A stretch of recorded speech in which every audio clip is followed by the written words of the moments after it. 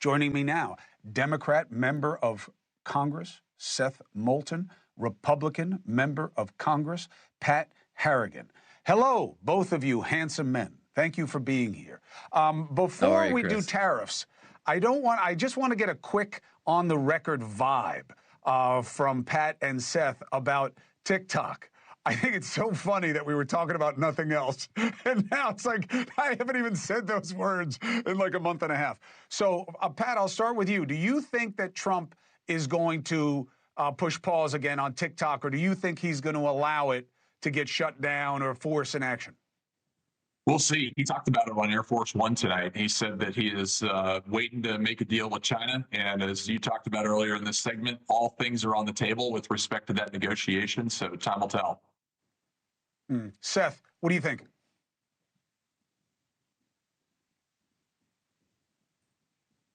Seth, you hear me?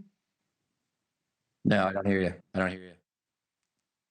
All right, work on Seth's noise. Let me keep talking to Pat. I thought he just couldn't handle the question there for a second, Pat. No, I'm kidding. Seth has never met a question that he can't handle. All right, so politically, in terms of the headlines, Liberation Day, there was a predictable beating coming. The idea that this is the way to get more things made in America, do you accept that, or do you believe these tariffs are a short-term strategy? And look, I think it's both, right? I think that certainly everything that President Trump is doing and has been doing since he first came onto the public political scene back in the 80s, taking out ads in the New York Times and the Wall Street Journal, has been to rebuild American manufacturing. That has been his theme from day one. I agree with you, though, Chris. I think all of this is a broader strategy in order to increase America's position and the deal that American workers, the American people get on the world stage with respect to trade. And I think that this is something that is very much a negotiating tool. I hope so. Otherwise, I can't retire anytime soon. Seth, are you going to stop ducking my questions and pretending you can't hear me? Are you back now? Can you hear me? Yeah, I love how you cut me off. Because, look, I was, first of all, Chris, I was on the China committee working hard on this TikTok bill, bipartisan bill, passed into law. Not many things are done in a bipartisan way these days. And let's be clear, Trump is violating the law. He's just explicitly violating the law. And Republicans may not say that in public, but behind the scenes, they're pissed because we worked hard to pass this law, and the president of the United States, amongst everyone else, ought to follow it. So do you think that TikTok should get shut down? TikTok should either be sold or it should be shut down. Yeah, one or the other. And look, I get that it's not politically popular to say that, but that's why we passed the law, because TikTok has a massive influence on our kids, on our population, and that shouldn't be in the hands of the Chinese Communist Party. It's not complicated, Chris. We don't want the Chinese Communist Party in the phones of 2/3 of Americans. Listen, I hear you. I'm not completely sold on, and I know you guys are, and I know it's on both sides of the aisle. I've had you guys, people have told me on the show and off the show that I'm wrong and that the Chinese are using that app in ways that other apps are not violating our rights. I'm just not a fan of any of these platforms. I think they're all bad. What if we sold CBS, ABC, CNN, whatever major networks were in like the mid-90s to China, to the Kremlin? I mean, would you be okay with that if the Kremlin promised not to do anything bad? To promise not to insert any editorial content? I mean, come on. No, I wouldn't. All right, so let me pivot to something else with you. I hear you. We'll see what happens with TikTok. I'm open to it. I just, I believe they all stink. So, you know what I mean? Like, I think that there are other bad actors too, not just China. All right, but let me ask you about the tariffs. You're absolutely right, by the way. Some stink worse than others, though. Yeah, I got you. These tariffs are easy to mock. A day like today is easy to see as proof of premise that Trump can't get it right. But what if they are short-term and you wind up getting better trade deals and the Democrats have done nothing but mock the whole time instead of proposing something better? You worried about that? Look, I'm firmly in the camp of we should be proposing things better things, better strategies, right?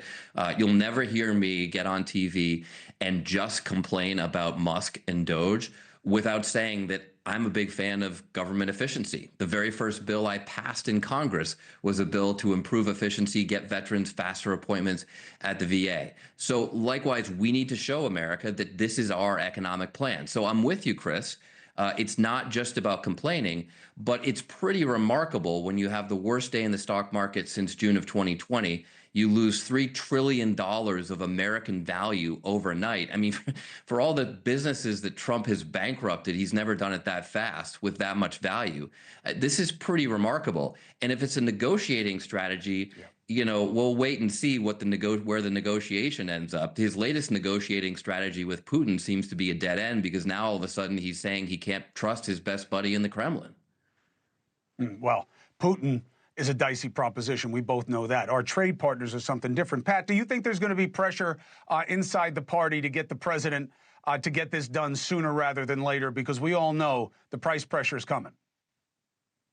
Look, I think at the end of the day, President Trump is amenable to having this shaped. I think we just saw right before this segment that President Milei down in Argentina is in the final stages of negotiating to be the first country that gets down to 0-0 trade with President Trump in America.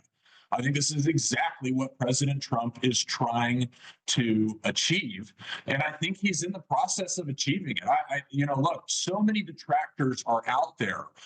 It really is unbelievable, and I'm heartened to hear that Seth is willing to, along with some other Democratic colleagues, start proposing some real solutions here. But the only person that's really proposing real solutions is President Trump, and I think quite possibly he could actually be in the process of painting his masterpiece right now on behalf of the American people and on behalf of the future American manufacturing workforce. And I'm really excited about that.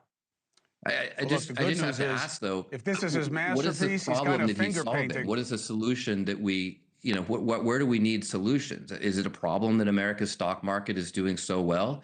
Is it a problem that we actually have a really impressive export market? I mean, North Carolina is one of the 15th, I think, largest exporter in the United States. 145, I mean, thousands and thousands and thousands of jobs due to exports. Now, it's not just manufacturing, right? I mean, I think there's a certain degree to which Trump is very nostalgic for the 1950s when we made every, bolt and screw in America. But we manufacture really high value things, and we provide really high value services.